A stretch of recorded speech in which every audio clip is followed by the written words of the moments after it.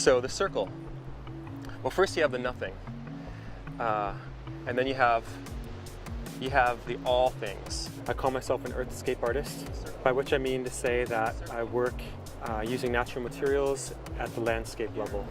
Or you can make the shape there that is called, or this shape here is called the Vesca Pisces. I started doing the art about 10 years ago, and it stemmed from a previous art that I was working on, sculpture. This just kind of came to me.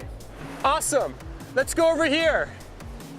That felt better to me than this structured life that work imposes upon us.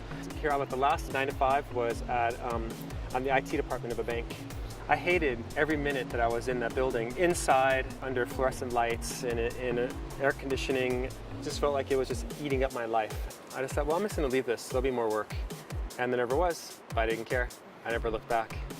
And then in 3 dimensions, then the tetrahedron would be the simplest and most stable unit. The way that the workshops began was I needed people to help me, but simultaneously people would ask me, like, what does it mean? Where does it come from? What are you doing? And then it just kind of built from there. The one that we did today was much more developed, where we do little exercises and we do the breathing and we do all these little things that I feel are part of it, but aren't necessarily the meat of it.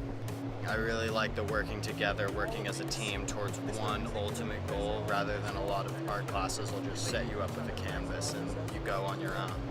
The water marks on the sand. Oh yeah, right, yeah, totally. I thought it was great. I loved hearing the progression of his works, and I really was very impressed with the art we created together as a team. That was fun. One of the messages that I feel, a theme that feels important to me, is this idea of, and I've been seeing this a lot, this like follow your passion. I think that following passion, I think that's putting too much weight on something. Like, first you have to find your passion and then you have to make it into something, and I think that's looking at it the wrong way. And this is pertinent because I am making a living doing this somehow. I don't know how that happened, but I certainly didn't set out for that to happen. And I would say it is my passion.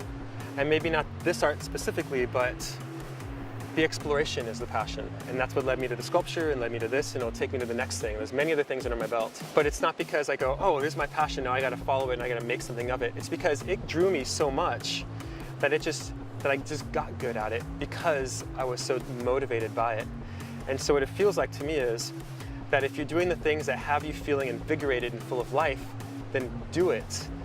You may not end up making your living, but life would be so good because of it. And then doors will open that you never knew existed, simply because you're doing the thing that brings you life. And when you have life, the world gets life. And the world needs more life, more light. So my saying is, do the thing that has your spirit shining. Shine your light.